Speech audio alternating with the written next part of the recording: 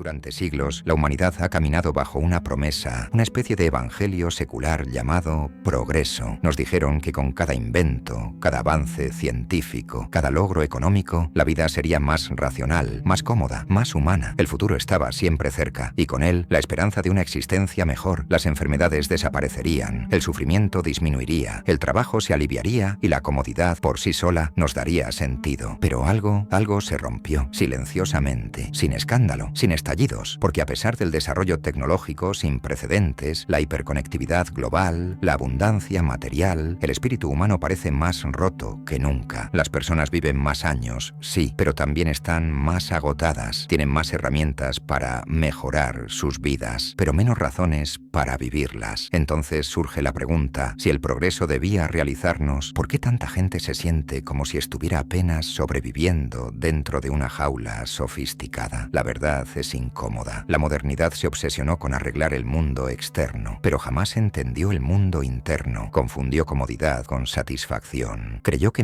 eliminar los obstáculos produciría de forma natural alegría. Pero cuando desaparece la fricción, también desaparece la profundidad. Cuando todo se vuelve cómodo, se vuelve plano. La paz que nace de la lucha fue sustituida por la apatía que nace del confort prolongado. El problema no fue el progreso, sino la forma en que se definió. Se diseñó para optimizar al ser humano como si fuera una máquina, y no para honrarlo como el misterio que es. Aprendimos a ir más rápido, pero olvidamos hacia dónde. Aprendimos a hablar más rápido, pero no a decir lo que importa. Lo hicimos todo más fácil, y al mismo tiempo nos hicimos incapaces de soportar la dificultad. Y ahora, en las noches tranquilas, entre distracciones, detrás de una aparente vida exitosa, una pregunta persiste. ¿Esto era lo que nos prometieron? ¿O heredamos un relato que nunca preguntó quiénes somos, sino solo qué podíamos hacer, producir, comprar, acumular? La modernidad se especializa en mejorar condiciones, pero rara vez se detiene a cuestionar si esas condiciones nutren el alma. Y ahí, en ese silencio, se rompe la promesa, no de forma estruendosa, sino como una grieta que se ensancha sin que nadie la mire. La modernidad celebra sus logros, comprimimos la distancia, domesticamos enfermedades, automatizamos el trabajo, digitalizamos la memoria, diseñamos herramientas para ampliar nuestros límites. Y sin embargo, debajo de todo eso, hay una verdad que nadie quiere nombrar. Mientras más se ha expandido la vida hacia afuera, más se ha vaciado hacia adentro. Estamos rodeados de conexiones y a la vez hambrientos de comunión. Somos más informados que nunca, pero menos sabios. Vivimos en ciudades que nunca duermen y en corazones que no saben descansar. Y esta es la paradoja más brutal. Los mismos sistemas diseñados para mejorar la vida han terminado por ocultarla. La productividad debía liberarnos, pero ahora nos encadena al movimiento perpetuo. La conectividad debía acercarnos, pero fragmentó nuestra atención, redujo la presencia y convirtió la intimidad en un algoritmo. El individuo moderno vive en una contradicción constante, más poderoso en herramientas, más frágil en espíritu. Ganamos eficiencia, perdimos esencia. Reemplazamos el ritual con rutina, la reflexión con reacción, el silencio con ruido. No es que el progreso haya fracasado, cumplió lo que prometió, pero lo que prometió nunca fue suficiente, porque el mundo moderno no optimiza la humanidad, la acelera, y lo que se acelera rara vez se cuestiona. La velocidad no es neutral, moldea lo que valoramos, reduce el tiempo a urgencia, y dentro de esa urgencia todo se vuelve un medio. Incluso tú, incluso yo, la vida se volvió transaccional. No porque seamos superficiales, sino porque el sistema está estructurado así. Cada interacción está filtrada por utilidad. Cada momento lleva la pregunta silenciosa: ¿qué gano de esto? En este entorno, contemplar parece perder el tiempo. La lentitud se asocia con fracaso. La presencia se vive como irresponsabilidad. Y así vamos a la deriva, no porque lo hayamos elegido, sino porque olvidamos cómo no hacerlo. Hay una tensión silenciosa que se instala temprano en la vida. No llega con violencia, ni con claridad. Se filtra, imperceptible, entre expectativas, comparaciones, calendarios. Te enseñan a avanzar, siempre a avanzar, a mejorar, a mantener el ritmo, a no quedarte atrás. Pero nunca te enseñan a preguntarte hacia dónde. Desde niño cada etapa es preparación para la siguiente. La escuela prepara para la universidad